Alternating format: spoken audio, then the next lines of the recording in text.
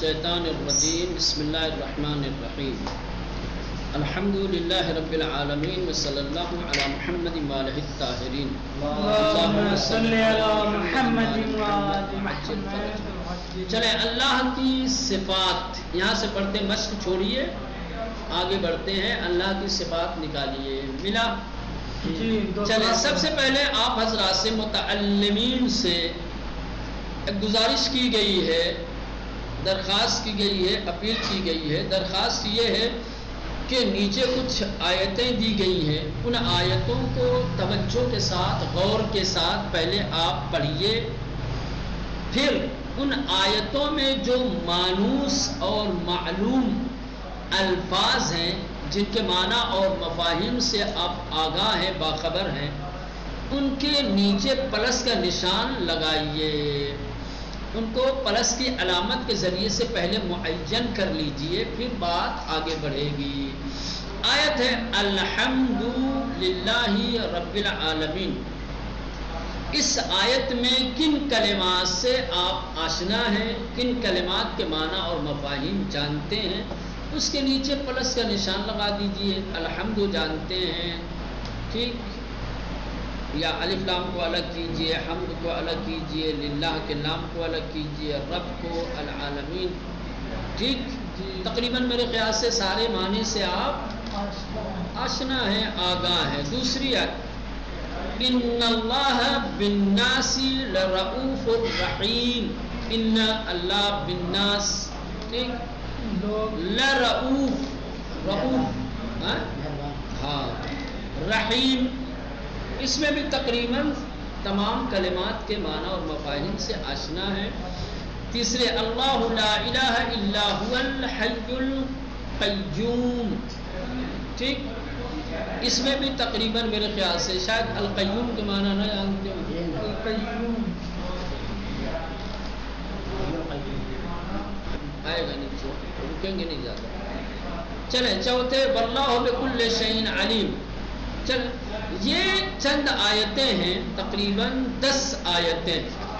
ٹھیک، پہلے آپ لوگوں سے یہ درخواست کی گئی ہے کہ ان 10 آیتوں کا آپ بغور مطالعہ کیجئے، ان آیتوں کی تلاوت کیجئے، اور ان آیات میں جو مانوس معلوم کلمات ہیں، جن کلمات کے معنی اور مفاہیم آپ جانتے ہیں، ان کے نیچے علامت گزاری کر لیجئے، پلس کی علامت لگا دیجئے، تاکہ جو کلمات معلوم ہے وہ اور جو کلمات نامعلوم ہے وہ دونوں مشخص ہو سکیں، تاکہ ترجمے میں آپ کو سہولت اور آسانی ہو. صرف وہ کلمات کے جن کے معنی اور مفاہیم آپ نہیں جانتے، ان کے معنی اور مفاہیم تلاش کیجئے، اور پھر معلوم کلمات کے ساتھ جوڑ کر کے آسانی سے آپ ترجمہ کر سکتے ہیں. ٹھیک، اب دیکھتے ہیں آگے انہوں نے کیا دیا ہے. مانوس الفاظ اور نئے الفاظ. چلیں مانوس اور نئے الفاظ کو پڑھیے اور انہیں ذہن نشین کر لیجئے. اب انہی آیتوں کے کلمات کو یہاں الگ الگ ذکر کیا گیا ہے. ٹھیک ہے، پھر الفاظ اور ان کے معانی کو گھر کا کوئی فرد یا آپ کا دوست آپ سے پوچھے، تاکہ آپ کو اطمینان ہو جائے کہ آپ الفاظ کے معانی کو جانتے ہیں. یہاں پر دیکھیں مانوس الفاظ اور نئے الفاظ دونوں کو مشخص کر دیا گیا ہے. ٹھیک، آپ کسی بھی شخص سے خصوصیت کے ساتھ آپ اپنے ہم کلاسی دوستوں کے ساتھ، ٹھیک ہے، سوال و جواب کیجئے. ٹھیک، پوچھئے کہ ان کلمات میں سے کن کلمات کے معانی سے آپ آشنا ہیں، آگاہ ہیں، تاکہ پتہ چلے. مانوس الفاظ الہ، معنی کیا ہے الہ کا؟ معبود، خدا. ٹھیک، نئے الفاظ بے آیا ہے، بے نسبت، بارے میں، ساتھ، با الگ الگ معنی کے لیے آتا ہے. اللہ حرف استثناء ہے، سوائے علاوہ کیا ہے. اس کے بعد بصیر کیا ہے؟ بصیر دیکھنے والا. ٹھیک، دیکھنے والا، بینا، بینائی رکھنے والا، نظارت رکھنے والا، دیکھنے والا. ٹھیک. حمد مصدر کی صورت میں آیا، حمد تعریف، ستائش. حی زندہ، جاندار. رب پالنے والا، پروردگار. رؤوف بہت مہربان، بہت شفیق. عالمین کائنات یعنی عالم کی جمع ہے. عزیز یعنی غالب، عزت والا، قدرت والا، سلطنت والا. عدیم، عدیم یعنی بزرگ، بڑا، عظمت والا. ناس، ناس یعنی لوگ، انسان.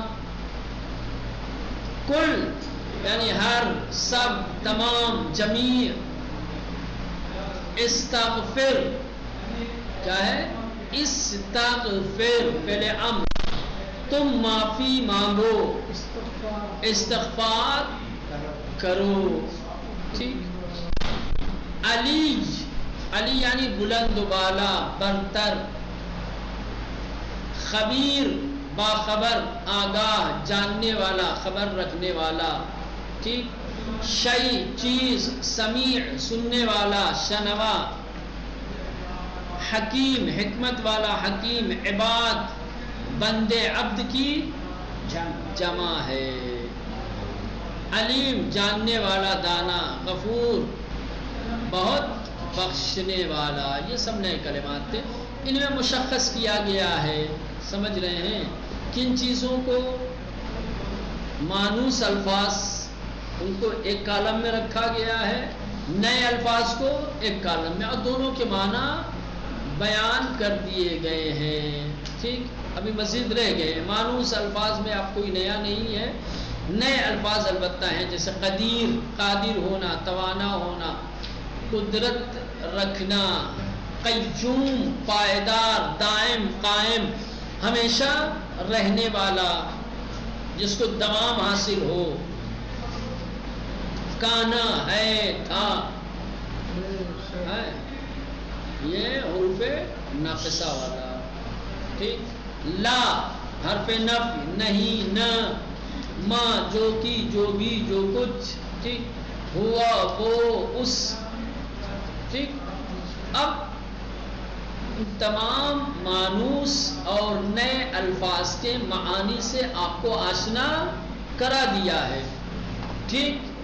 جو مانوس الفاظ تھے ان کے بھی معانی بیان کر دیے، جو نئے الفاظ تھے ان کے بھی معانی بتا دیے ہیں.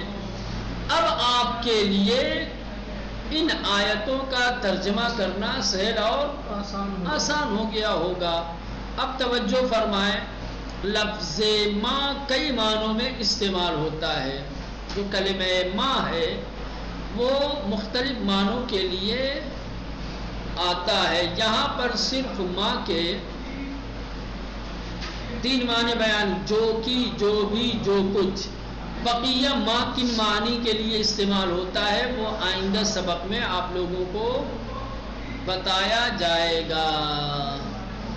اب یہاں پر جو دوسرا سبق آپ نے پڑھا ہے اس کی مشق ہے اور اس کے سوالات ہیں. آپ کا امتحان ہے کہ دوسرے سبق میں جو چیزیں آپ کو بتائی گئی ہیں آپ نے کس مقدار میں اسے درک کیا ہے، کتنا آپ نے سمجھا ہے. ٹھیک. کتنے آپ آگاہ ہوئے ہیں. مشق نمبر 1، صحیح جواب پر نشان لگائیے. سوال ہے، سوال کے مختلف جوابات ہیں، 2 جواب ہیں جن میں سے ایک صحیح ہے. آپ کو صحیح پر صحیح کا نشان لگانا ہے. لفظ کے اعتبار سے کون سا معنی صحیح ہے؟ لفظ ادھر دیے ہوئے ہیں، ان الفاظ کے صحیح معنی آپ کو کیا ہے مشخص کرنے ہیں. الہ، الہ کا صحیح معنی کیا؟ لفظ کے اعتبار سے معبود، خدا، پروردگار. الہ کے معنی معبود اور خدا کے، پروردگار کے معنی نہیں ہے. ٹھیک، عالمین کائنات جاننے والا، عالمین عالم کی جمع ہے، کائنات ٹھیک ہے، جاننے والے کے معنی میں نہیں ہے، عالم ہے ہوتا ہے اس کا مطلب، عالم لام پر کسرہ رہے گا، عظیم بلند بالا، بزرگ بزرگ، عظیم کا مطلب بلند بالا نہیں ہوتا، علی کا مطلب ہوتا ہے بلند بالا، عظیم یعنی بزرگ، ماں جو کی، جو بھی، جو شخص، ہر شخص، پہلا الف، جو کی، جو بھی، جو شخص یا ہر شخص کے معنی میں استعمال نہیں ہوتا، کانا ہوگا، تھا ہے، بے کیا ہے، تھا اور ہے کے معنی میں ہے، ہوگا کے معنی میں نہیں ہے، سارا ہوگا، چلیں بے معنی کے اعتبار سے کون سا لفظ صحیح ہے، اب ادھر پہلے معنی دیا گیا ہے، پھر اس کا ہم معنی لفظ، جس لفظ کا یہ معنی ہے وہ لفظ دیا گیا ہے، معنی کو دیکھ کر کے اس کے صحیح لفظ کا انتخاب کرنا ہے، یعنی پہلے والی جو صورت تھی اس کے بالکل برعکس، وہاں پہلے الفاظ تھے پھر اس کا معنی ہے، یہاں پہلے معنی ہے بعد میں الفاظ ہے، تو معنی کے حساب سے آپ کو صحیح لفظ کا انتخاب کرنا ہے، سوائے علاوہ، الا لا، الا حرف استثناء ٹھیک ہے، غالب، عزا، عزیز، عزیز ٹھیک ہے، غالب، غالب معنی ہے اس کا صحیح لفظ ہے عزیز ٹھیک نہ کہ عزت، پروردگار، الف، اللہ، رب کیا ہے، رب صحیح ہے، رب کا معنی ہے پروردگار، قادر توانا، قدیر، خبیر، الف صحیح ہے، قدیر ٹھیک، نمبر 5 بہت بخشنے والا، رؤوف، غفور، غفور، رؤوف کے معنی ہے مہربان کے، غفور کے معنی ہے بہت بخشنے والا، مشق نمبر 3 کہ دو عبارت کے صحیح ترجمے پر نشان لگائیے، ابھی الگ الگ کلمات ٹھیک ہے، پہلے الفاظ پھر معنی، دوسرے میں پہلے معنی پھر الفاظ بیان کیے، اب پوری عبارت دیں گے، ایک جملہ دیں گے، اس عبارت اور اس ٹکڑے کا، اس جملے کا صحیح معنی آپ کو بتانا ہے، اس کا صحیح ترجمہ آپ کو بتانا ہے کہ صحیح ترجمہ کیا ہے، دیکھیں، ان اللہ هو السمیع، یقیناً خدا سنتا ہے، یقیناً خدا خود سننے والا ہے، کیا ہے دوسرا والا، یقیناً خدا خود سننے والا، ہوا یقیناً خدا سنتا ہے، یقیناً خدا سنتا ہے، یہ اس کا ترجمہ نہیں ہے،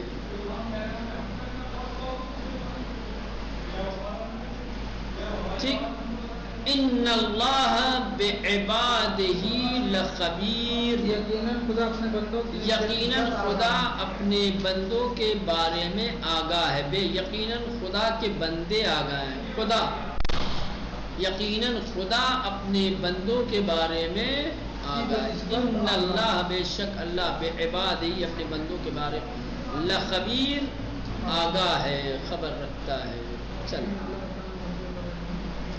نمبر 3 ان اللہ کان غفورا، یقیناً خدا ہے بہت بخشنے والا، یقیناً خدا بخشنے والا تھا، بخشنے والا کیا ہے، الف صحیح ہے،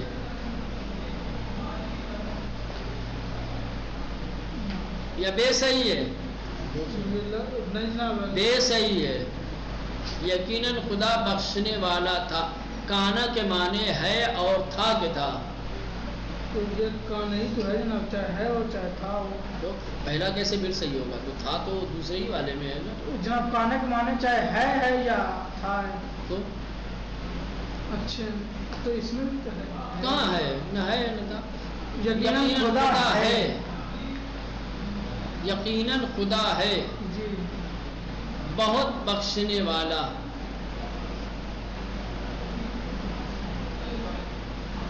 تو تو جناب غفوراً جناب بہت نہ ہے مانے بہت بخشنے، غفوراً بہت بخشنے والا. حسن یہ کیا ہے؟ ترجمے کو جو ہے تحت اللفظی کیا ہے نا جی تحت اللفظی ترجمے میں ہے، پہلے آ گیا ہے اور بہت بخشنے والا بعد میں آیا ہے تو آدمی کنفیوژن میں پڑھ سکتا ہے. چلے نمبر 4 لہو ما فی السماوات، لہو اس کے لیے ہے جو کچھ آسمان میں ہے، اس کے لیے ہے جو کچھ آسمانوں میں ہے. بے صحیح ہے، کیوں؟ اس لیے کہ سماوات سما کی جمع آئی ہے. توجہ الف ان اللہ هو السمیع العلیم، یقیناً خدا وہ سننے والا جاننے والا ہے. اس جیسی عبارتوں میں ہوا کا ترجمہ خود کے ذریعے کیجیے، یعنی ذیل کا ترجمہ بہتر ہے. کہہ رہے کہ اگر کسی عبارت میں اللہ کے نام کے بعد ضمیر ہوا آ جاتی ہے تو اس کا ترجمہ آپ خود کے ذریعے کیجیے تو یہ زیادہ بہتر ہوگا. جیسے کہ ان اللہ هو السمیع العلیم، بے شک اللہ خود سننے والا اور جاننے والا ہے. ٹھیک، یہ پہلے تو توجہ رہے جہاں کہیں بھی قرآن مجید کی کسی آیت میں اللہ کے اسماء یا صفات کے بعد ہوا آتا ہے وہاں خود کا ترجمہ کریں، وہاں ہوا کا ترجمہ خود کے ذریعے کیجیے.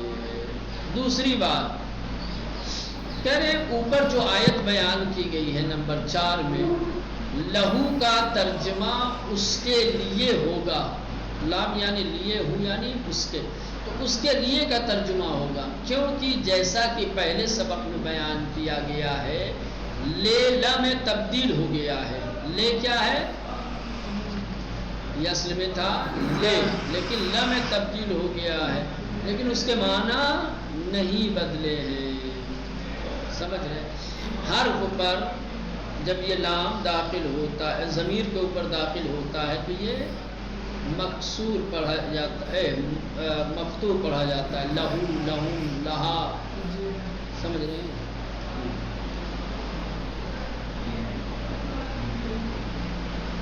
تو یہ لے اور ل ایک ہی ہے.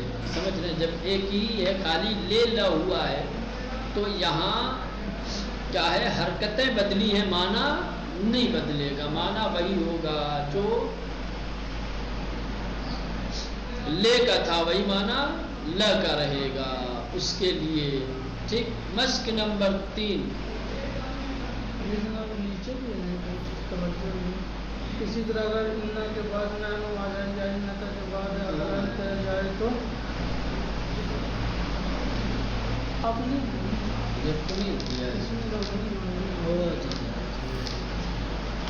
کیا دیا ہوا ہے؟ چل کہہ رہے کہ اگر اسی طرح انا کے بعد نحنو آ جائے یا انکا کے بعد انتا آ جائے تب بھی نحنو انتا کا ترجمہ خود کیجئے. سمجھ رہے ہیں؟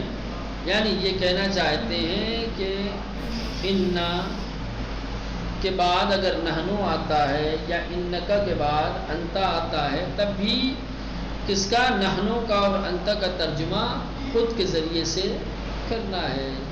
یہ تاکید ہو جاتی ہے. سمجھ رہے ہیں؟ اب خود کا ترجمہ ہی کیا جائے. مجموعی طور پر یوں کہا جا سکتا ہے کہ جہاں ایک طرح کی دو ضمیریں یا اسم و ضمیر یا اسم اشارہ و ضمیر یا جمع ہو جائیں وہاں ضمیر کا ترجمہ خود کے ذریعے کیجیے. دو ضمیریں اگر اکٹھا ہو گئیں، ایک اسم یا ایک ضمیر آ گئی ہے، سمجھ رہے ہیں، یا اسم اشارہ اور ضمیر آ گئی ہے، تو ان تمام موارد میں ضمیر کا ترجمہ خود کے ذریعے سے کیا جائے گا. ٹھیک، اب یہ